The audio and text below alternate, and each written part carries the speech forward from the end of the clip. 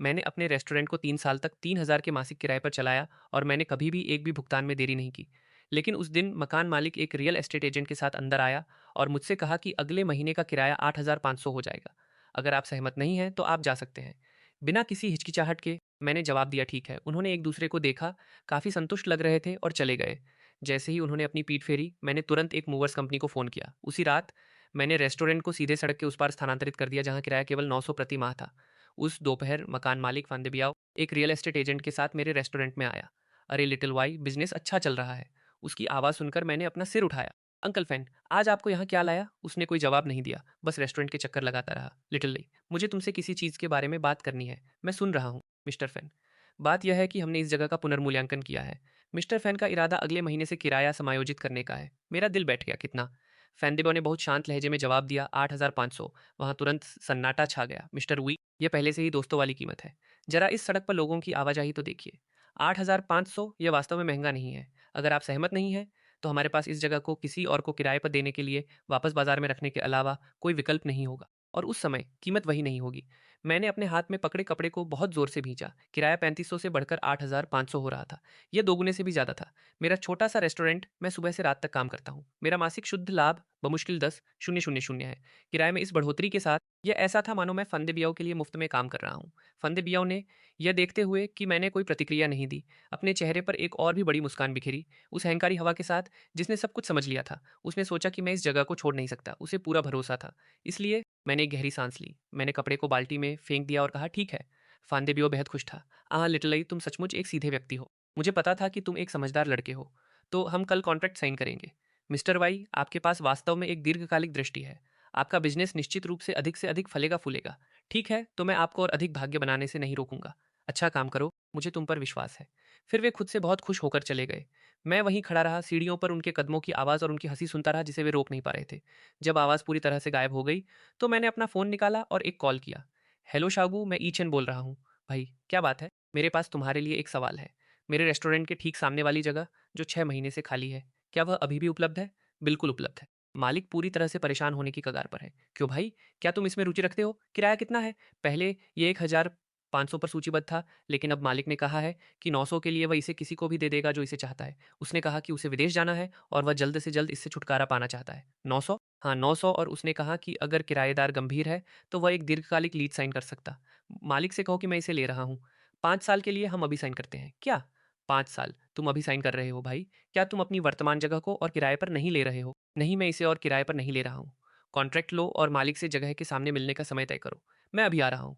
Phone काटने के बाद मैंने तुरंत एक दूसरा नंबर डायल किया। हेलो, चंफा मूवर्स कंपनी, मुझे अभी शिफ्ट होना है। मैं एक अतिरिक्त भुगतान करूंगा। नंबर 13 रोड आर्ट, इसमें पूरी रात लग सकती है। पैसा कोई समस्या नहीं है। ठीक है, नोट कर लिया गया है। मेरे फ़ोन काटने के कुछ ही समय बाद एजेंट एक्स योगू और मालिक सामने वाली जगह पर पहुंच गए। मैं भी वहां गया। सामने वाली जगह का मालिक 5 शून्य साल का एक व्यक्ति है। उसका उपनाम एली है। यही वह जगह है जिसे तुम किराए पर लेना चाहते हो। मैं इसे ले रहा हूँ। बगल में खड़े शागू ने मुझे बातचीत करने में मदद की। भाई एली, ये भाई है जिसके बारे में मैंने तुम्हें बताया था। वह ठीक सामने एक रेस्टोरेंट चलाता है। उसका बिजनेस बहुत शानदार चलता है। वह बिना किसी संदेह के एक भरोसेमंद व्यक्ति है। भाई एली ने जगह का शटर खोला। अंदर यह पूरी तरह से खाली था। मेरे रेस्टोरेंट से थोड़ा बड़ा और लेआउट अधिक चौकोर था। इसके अलावा वहाँ पानी और बिजली की सुविधा थी। यह जगह काफ़ी समय से खाली पड़ी थी। भाई एली ने थोड़ा अजीब महसूस करते हुए अपने हाथ मले। कोई बात नहीं। 5 साल की लीज के लिए 900 प्रति माह, क्या यह सही है? हाँ हाँ, यही है। अगर आप वास्तव में 5 साल के लिए साइन करते हैं तो 1 महीने की सुरक्षा जमा और 3 महीने का अग्रिम किराया काफ़ी होगा। मैं 1 महीने की सुरक्षा जमा और 12 महीने का किराया दूंगा। भाई एली और शागू अवाक रह गए। मैं हर महीने किराया देने की चिंता नहीं करना चाहता। क्या आपके पास कॉन्ट्रैक्ट है? अगर कोई समस्या नहीं है तो मैं आपको तय की गई राशि ट्रांसफर कर देता हूँ। भाई एली ने उत्साहित होकर कॉन्ट्रैक्ट निकाला। शागू ने जल्दी से मुझे एक पेन थमाया। मैंने कॉन्ट्रैक्ट लिया और प्रत्येक आर्टिकल को ध्यान से पढ़ा। वे सभी मानक क्लॉज थे। 5 साल की लीज, निश्चित किराया। इसलिए बिना किसी हिचकिचाहट के मैंने पेज के निचले हिस्से पर अपने हस्ताक्षर कर दिए। फिर उनके सामने मैंने किराया भाई एली के अकाउंट में ट्रांसफर कर दिया। चाबियां आपकी हैं बॉस, अब से यह जगह आपकी है। अगर पानी या बिजली के साथ कोई भी समस्या हो तो मुझसे मिलने आने में संकोच मत करना। मैंने चाबियां ली, ठीक है। फिर मैं मुड़ा और चला गया। एक्स यूगू मेरे पीछे भागा। और भाई तुम इतनी जल्दी में क्यों हो? मुझे शिफ्ट होने की जल्दी है। सड़क के दूसरी तरफ वापस आने पर सड़क के किनारे एक बड़ा ट्रक खड़ा था। कुछ मूवर्स सिगरेट पी रहे थे। टीम लीडर ने मुझे देखा और अपनी सिगरेट बुझा दी। क्या आप बॉस वाई हैं? मैं ही हूँ। आपके काम के लिए धन्यवाद। कोई बात नहीं, हमें इसके लिए भुगतान किया जाता है। उसने रेस्टोरेंट के अंदर झांका। सब कुछ अंदर ही है। मैं उन्हें अंदर ले गया। सब कुछ खाली कर दो। एक भी टुकड़ा मत छोड़ना। कोई बात नहीं। जब तक भुगतान मिलता रहेगा सब कुछ ठीक है। चलो दोस्तों, काम पर लग जाओ। मूवर्स तुरंत काम पर लग गए। एक टीम सामान खोल रही थी, दूसरी पैक कर रही थी और आखिरी उसे ले जा रही थी। मैंने अपने कर्मचारी चाओलिन को भी आने के लिए फ़ोन किया। जैसे ही उसने दरवाज़ा पार किया, उसे एक झटका लगा। बॉस, आप क्या कर रहे हैं? हमें बेदखल किया जा रहा है। मैंने उसे मसालों का एक डिब्बा थमाया। नहीं, हम एक बहुत बेहतर जगह पर शिफ्ट हो रहे हैं। हम कहाँ शिफ्ट हो रहे हैं? लेकिन वह जगह तो 6 महीने से खाली पड़ी है। मैंने सुना है कि वहाँ भूत रहते हैं। इन बकवास बातों पर विश्वास मत करो। मालिक को इसे किराए पर देने की जल्दी थी और यह सस्ता था। च्योलिन ने और कोई सवाल नहीं पूछा और तुरंत मेरे साथ पैकिंग शुरू कर दी। सुबह के 3 बजे रेस्टोरेंट आखिरकार खाली हो गया था। मैंने उन्हें दोगुनी कीमत का भुगतान किया। मूवर्स चेहरे पर एक बड़ी मुस्कान लिए चले गए। मैंने सुबह होने का इंतजार किया। दिन की पहली रोशनी में नया रेस्टोरेंट पहले से ही व्यवस्थित था। शाओलिन पूरी तरह से थक चुकी थी। मैंने उससे घर जाने, आराम करने और दोपहर में वापस आने के लिए कहा। सुबह के 6 बजे दिन निकल आया। मैंने चावल धोए और दिन के शोरबे का पहला बर्तन तैयार करने के लिए आग जलाई। सुबह के 7:30 बजे मैंने खुद के लिए नूडल्स का एक कटोरा तैयार किया और इसे आराम से खाने के लिए खिड़की के पास बैठ गया। यहाँ से मैं सड़क के उस पार अपने पुराने रेस्टोरेंट के दरवाजे को पूरी तरह से देख सकता था। उसका लोहे का शटर कसकर बंद था, जैसे कि एक उदास चेहरा हो। अपने नूडल्स खत्म करने के बाद मैंने वाईजे चियाओगंग साइन बोर्ड को साफ किया और इसे नए रेस्टोरेंट के दरवाजे के ऊपर लटका दिया। फिर मैंने लाल कागज पर हाथ से एक घोषणा लिखी, जिसे मैंने दरवाजे पर चिपका दिया। नई दुकान, भव्य उद्घाटन, हर चीज पर 20% की छूट। सुबह के 8 बजे फांदेबियाओ दिखाई दिया। उसने बंद लोहे के शटर को घूर कर देखा, पूरी तरह से हैरान, फिर थोड़ा जोर लगाते हुए। उसे एहसास हुआ कि दरवाजा लॉक नहीं था। एक जोरदार धमाके के साथ उसने इसे ऊपर उठाया और वहां वह पूरी तरह से जम गया। अंदर पूरी तरह से खाली था। अविश्वास में वह अंदर भागा, एक चक्कर लगाया और तुरंत बाहर आ गया। फिर उसने अपना फोन निकाला, मानो मुझे फोन करने के लिए। लेकिन ठीक उसी पल उसने अपना सिर उठाया और मुझे ठीक सामने देखा। मैं वहां अपनी नई दुकान की चौखट पर था, हाथ में गर्म चाय का कप लिए उसे शांति से देख रहा था। उसकी नज़र धीरे धीरे मेरे सिर के ऊपर लगे परिचित साइन बोर्ड की ओर बढ़ी, फिर नीचे उस लाल कागज की ओर जिसने उसका ध्यान खींचा। उसके हाव भाव पूरी तरह से जम गए। तभी मेरी पहली ग्राहक वहां पहुंची। वह उस इलाके की रहने वाली मैडम ली थी। वह हर सुबह मेरे यहाँ एक कटोरा वोंटन खाने आती हैं। मैडम ली ने मेरी नई दुकान को देखा। वह हैरान थी। अरे लिटिल वी, तुम शिफ्ट हो गए? हाँ मैडम ली, यह नई जगह थोड़ी ज़्यादा विशाल है। आज हर चीज़ पर 20 पॉइंट की छूट है। मैं आपके लिए हमेशा की तरह वही परोसता हूँ। बिल्कुल, तुम जहाँ भी जाओगे मैं तुम्हारे पीछे आऊंगी। वहाँ तुम्हारा वह धोखेबाज मकान मालिक खड़ा है। उसे क्या हुआ है? वह शायद जिंदगी के मायने के बारे में सोच रहा है। फान ब्याओ ने हमारी बातचीत को साफ सुना था। उसने अचानक अपना सिर घुमाया और मुझे इस तरह घूर कर देखा, मानो वह मुझे जान से मार डालना चाहता हो। मैंने उसे नज़रअंदाज किया और दुकान के अंदर चला गया। मैडम ली, आपके वोटन अभी आते हैं। इसके बाद फान देवी इयाओ पूरे आधे घंटे तक सड़क के उस पार वहीं खड़ा रहा। इस दौरान मेरे रेस्टोरेंट में 3 टेबल पहले ही भर चुके थे। लिटली, बहुत अच्छे। तुम्हारी नई दुकान पुरानी वाली से कहीं ज़्यादा विशाल और बहुत ज़्यादा चमकदार है। मैं सोच रही थी कि सामने वाला रेस्टोरेंट क्यों नहीं खुला। तुमने तो मुझे डरा ही दिया था। मुझे लगा कि तुमने दुकान बंद कर दी। दुकान बंद करना कभी नहीं। लिटिल वी का हुनर हर जगह चमकता है। नियमित ग्राहक खुशी खुशी बातचीत कर रहे थे और हर कोई अपनी टिप्पणी दे रहा था। वे सभी उस इलाके के लोग थे। ऐसे पड़ोसी जो पिछले 3 साल से मेरे यहाँ खा रहे थे और जिन्हें मेरी कुकिंग और मुझ पर पूरा भरोसा था। यही कारण था कि फांदेबियो पर पड़ती उनकी नज़रों में तिरस्कार के साथ साथ इस तमाशे को देखने का मजा घुला हुआ था। आखिरकार फांदेबियो ने आगे बढ़ने का फैसला किया। गुस्से से काला चेहरा लिए उसने सड़क पार की और सीधे मेरी नई दुकान की ओर बढ़ा। खाना खा रहे कुछ ग्राहकों ने अपनी आंखें ऊपर उठाईं। उसे देखकर उन सभी ने अपनी चॉपस्टिक्स नीचे रख दी। रेस्टोरेंट का माहौल पूरी तरह से तनावपूर्ण हो गया। चियोलन थोड़ा डर गई थी। मैंने उससे चिंता न करने के लिए कहा और फिर खुद को एफएन द बीईओ के सामने खड़ा कर लिया। मिस्टर एफएन, मैं आपके लिए क्या कर सकता हूँ? उसका चेहरा गुस्से से बैंगनी हो रहा था। ईचन, इस सब का क्या मतलब है? तुम्हारी हिम्मत कैसे हुई मेरा मजाक उड़ाने की? आपका मजाक उड़ाना किस तरह से? या आपने खुद ही तो कहा था कि अगर मैं सहमत नहीं हूँ तो मुझे बस यहाँ से शिफ्ट हो जाना चाहिए। तो देखिए, मैं शिफ्ट हो गया। क्या आपको इससे कोई समस्या है? चुप रहो। यह पूरी तरह से बेईमानी है। हमारा एक मौखिक समझौता हुआ था। तुम एक झूठे इंसान हो। पहली बात, हमने किसी नए कॉन्ट्रैक्ट पर हस्ताक्षर नहीं किए थे। दूसरी बात, यह आप ही थे जो मेरी मर्जी के खिलाफ दबाव बनाने के लिए रियल एस्टेट एजेंट को साथ लेकर आए थे। यह तो हद है। अब आप मुझे उपदेश देने की कोशिश कर रहे हैं। क्या आपको खुद पर हंसी नहीं आती? ग्राहकों ने भी अपनी आवाज़ उठानी शुरू कर दी। अरे बूढ़े फान, तुमने इस लड़के के साथ जो किया वह वास्तव में सही नहीं था। वह तुम्हें हर महीने 3500 का भुगतान कर रहा था और अचानक तुम इसे बढ़ाकर 8500 करना चाहते हो। तुम सीधे उसे लूट क्यों नहीं लेते? बिल्कुल सही। यह वास्तव में बहुत घटिया हरकत है। तुम बस इसलिए जल रहे हो क्योंकि इस युवक का बिजनेस अच्छा चल रहा है। अच्छा हुआ कि लिटिल वी समझदार था और वह शिफ्ट होने में कामयाब रहा, वरना तुम्हारे जैसा आदमी तो उसका खून ही चूस लेता। फान देबियो का चेहरा गुस्से से बदल रहा था। वह गुस्से से फटने ही वाला था, लेकिन उसे एहसास हुआ कि वह हर किसी के निशाने पर आ चुका है। इसलिए उसने मुझे बहुत बुरी नज़र से देखते हुए धमकी दी। ईचन, तुम बस मेरा इंतजार करो। क्या तुम्हें लगता है कि यह यहीं खत्म हो जाएगा? इस सड़क पर मैं तुम्हारी जिंदगी नरक बना दूंगा। बहुत बढ़िया, मैं इंतजार करूंगा। लेकिन मुझे आपको चेतावनी देनी होगी मिस्टर फैन, हम एक कानून सम्मत राज्य में रहते हैं। अगर आपने सीमा पार करने की हिम्मत की तो मैं किसी भी समय पुलिस बुला सकता हूँ। आप सभी से माफ़ी चाहता हूँ कि आपके भोजन के समय बाधा पहुंची। आज का यह भोजन मेरी तरफ से है, यह पूरी तरह से मुफ्त है। रेस्टोरेंट तुरंत ही खुशी से गूंज उठा। हर तरफ से तारीफें होने लगी। दरवाजे पर खड़ा फांदे कई सेकंड तक मुझे घूरता रहा। आखिरकार लोगों की तिरस्कार भरी नजरों के बीच वह दयनीय स्थिति में अपनी कार में घुसा और तेज रफ्तार से वहां से भाग गया। मैंने उसे गली के कोने पर गायब होते हुए देखा। मेरे चेहरे की मुस्कान धीरे धीरे गायब हो गई। मैं जानता था कि फांदे यहीं नहीं रुकेगा। चूंकि वह मुझ पर सामने से हमला नहीं कर सकता था, इसलिए वह निश्चित रूप से पीछे से कोई घटिया चाल चलेगा। रसोई में वापस आकर मैंने कढ़ाई में उबलते हुए शोरबे को देखा। मेरी नज़र धीरे धीरे और सख्त होती गई। मैं हर चीज़ का सामना करने के लिए तैयार था। तुम खेलना चाहते हो तो फिर हम खेलेंगे और अंत तक खेलेंगे। उस दिन बिजनेस अविश्वसनीय रूप से अच्छा रहा। इस पूरी घटना के कारण विरोधाभास के रूप में मेरा छोटा रेस्टोरेंट सोशल मीडिया पर एक बेहद लोकप्रिय जगह बन गया। नतीजा यह हुआ कि लगातार कई दिनों तक रेस्टोरेंट पूरी तरह से भरा रहा। चौलिन काम में इतनी व्यस्त थी कि वह एक सेकंड के लिए भी नहीं रुक पा रही थी। मुझे सर्विस में मदद के लिए आपातकालीन स्थिति में एक महिला को काम पर रखना पड़ा और हम बमुश्किल ही सब कुछ संभाल पा रहे थे। इस बीच उस दिन की अपनी अपमानजनक विदाई के बाद से एफन देबीईओ दोबारा कभी सामने नहीं आया था। मैंने सुना कि उसने उस जगह को फिर से रियल एस्टेट एजेंसी को सौंप दिया था। वह उसके लिए 10,000 की मांग कर रहा था। एजेंट ने उसे अधिक व्यावहारिक होने की सलाह दी, लेकिन उसे पूरा भरोसा था कि मेरे बिजनेस की सफलता को देखते हुए यह साबित होता है कि उस जगह की कीमत उतनी ही थी। वह आश्वस्त था कि मेरे जैसा ही कोई दूसरा मूर्ख इस बिजनेस को संभालने के लिए उत्सुकता से इंतजार कर रहा होगा।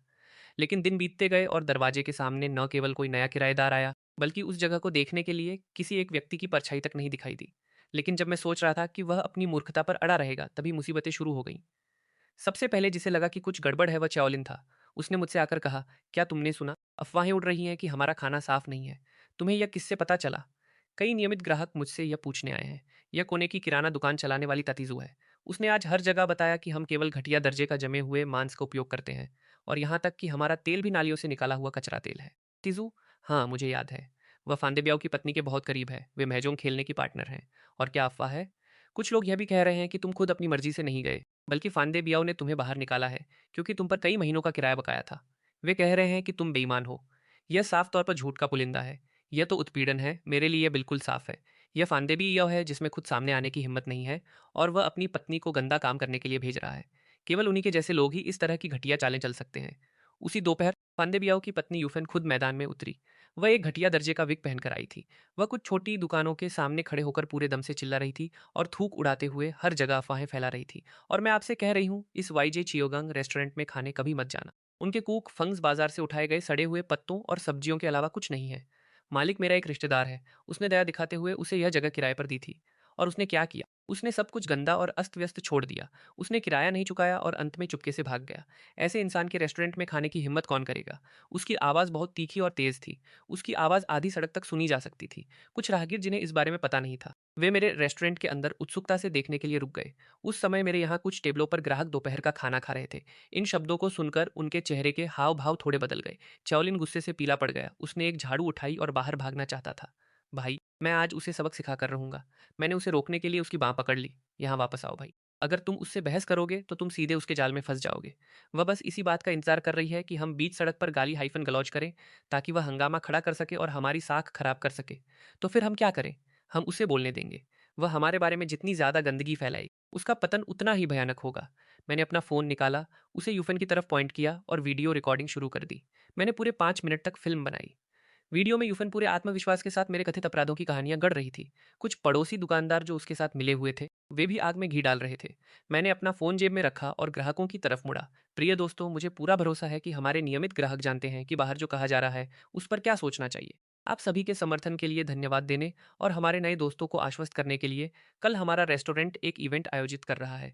कल दोपहर ठीक 12 बजे हमारी रसोई आधे घंटे के लिए जनता के लिए खुली रहेगी। मैं आप सभी को खुद आकर देखने के लिए आमंत्रित करता हूँ। आकर देखिए कि हम किस तरह के चावल, आटा, तेल, मांस और सब्जियों का उपयोग करते हैं। मैं ईचन अपनी अंतरात्मा के साथ बिजनेस करता हूँ। छोटे भाई, हमें तुम पर पूरा भरोसा है। कल मैं ज़रूर आऊँगा, यह तय है। बिल्कुल, कल मैं अपने पड़ोसियों को भी साथ लाऊंगा। हम उन जहरीली जुबान वालों को दिखाएंगे कि असली साफ सफाई क्या होती है। मेरी बदौलत रेस्टोरेंट का माहौल एक बार फिर से बेहद सकारात्मक और उत्साह से भर गया। सड़क के दूसरी तरफ वाई उफेन बड़बड़ाती और कोसती हुई चली गई। मैंने उसे दूर जाते हुए देखा। मेरे होठों पर एक बर्फीली मुस्कान थी। यूफेन और फांदेबियो, क्या आपको लगता है कि यह खत्म हो गया है? सबसे बेहतरीन हिस्सा तो अभी आना बाकी है। अगले दिन मेरी रसोई का यह ओपन हाइफन किचन इवेंट पूरी सड़क की सबसे बड़ी खबर बन गया। मैंने पहले से ही दर्जनों पैम्फलेट छपवा लिए थे। उन पर और कुछ नहीं बल्कि केवल यह लिखा था, बेगुनाही को कुछ छिपाने की जरूरत नहीं होती, लेकिन गुनाह को होती है। ईजे चियाओगंग रेस्टोरेंट आपको अपनी रसोई अपनी आंखों से देखने और हमारी ईमानदारी की गवाह बनने के लिए आमंत्रित करता है। चियोलिन और कुछ वफादार ग्राहकों ने आसपास के आवासीय इलाकों और ऑफिस बिल्डिंग्स में इन पैम्फलेट्स को बांटा। मैंने व्यक्तिगत रूप से इस इवेंट की घोषणा पड़ोस के चर्चा समूहों में भी पोस्ट की। इसके साथ जो तस्वीर थी वह पिछले दिन मेरे द्वारा रिकॉर्ड किए गए वीडियो का एक स्क्रीनशॉट था। यूफिन का गुस्से से विकृत चेहरा बड़े आकार में दिखाया गया था, लेकिन मैंने उसकी आंखों को धुंधला कर दिया था और पाठ की एक लाइन जोड़ दी थी। अफवाह समझदारी के सामने दम तोड़ देती है, लेकिन सबूतों के सामने वह पूरी तरह मिट जाती है। यह हर किसी की उत्सुकता जगाने के लिए काफ़ी था। अगले दिन सुबह 3:00 बजे मेरे रेस्टोरेंट के सामने एक बहुत बड़ी भीड़ जमा हो गई थी। लोग आपस में बड़े उत्साह से चर्चा कर रहे थे। हर कोई देखना चाहता था कि मैं अपनी बेगुनाही कैसे साबित करने वाला हूँ। फांदे बियाव और यूफेन भी वहाँ मौजूद थे। वह भीड़ के पीछे छिपा हुआ, चेहरा बिल्कुल पीला पड़ा हुआ था। दोपहर ठीक 12 बजे मैंने रसोई के दरवाजे खोल दिए। आप सभी का स्वागत है। बेझिझक मेरी रसोई का दौरा करें। इसे पूरी रात साफ किया गया है। यह इतना चमक रहा है कि आप इसमें अपना चेहरा देख सकते हैं। फर्श पूरी तरह से सूखा और बेदाग है। स्टेनलेस स्टील के चूल्हे और काम करने की मेज पूरी तरह चमकाए गए हैं। धूल का एक तिनका तक नहीं है। हमारे कर्मचारियों के स्वास्थ्य प्रमाण पत्र दीवार पर टंगे हैं और कोने में कचरे के डिब्बे अलग अलग करके सलीके से रखे गए हैं। मैंने उन्हें हर एक विवरण समझाते हुए पूरा राउंड लगवाया। यह वह चावल है जिसका हम उपयोग करते हैं, उत्तर पूर्व का प्रीमियम चावल, और यह हमारा तेल है, बिना किसी मिलावट का एक बड़ा ब्रांड। इसकी खरीद की रसीद दीवार पर चिपकाई गई है। आप खुद इसकी जांच कर सकते हैं। यह बिल्कुल वही रसीद है। तारीख कल की है। और यह वह मांस है जो आज सुबह ही आया है। इसके रंग और ताजगी को देखिए।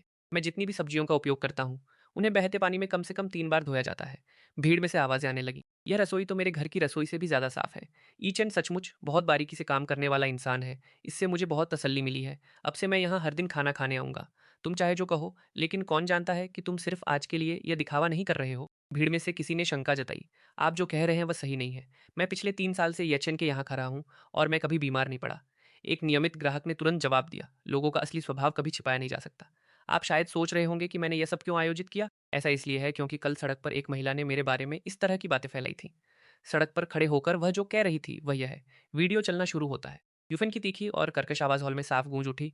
वह केवल इस्तेमाल किया हुआ घटिया तेल, बाजार से उठाए गए सड़े हुए पत्ते इस्तेमाल करता है और उसने अपना किराया तक नहीं चुकाया है। वहां तुरंत एक सन्नाटा छा गया। हर किसी की नज़र अचानक भीड़ के पीछे छिपे उस जोड़े की तरफ मुड़ गई। वीडियो में वह मुस्कुराती हुई दिख रही थी, लेकिन इस समय उसका असली चेहरा देखना हर किसी के लिए असहनीय हो गया था। आप सब देख रहे हैं, यही है इन अफवाहों की असलियत। मैंने वीडियो बंद किया और पूरी भीड़ पर शांति से अपनी नज़र घुमाई। मेरी नज़र आखिरकार फांदेबियाव और यूफन पर टिकी।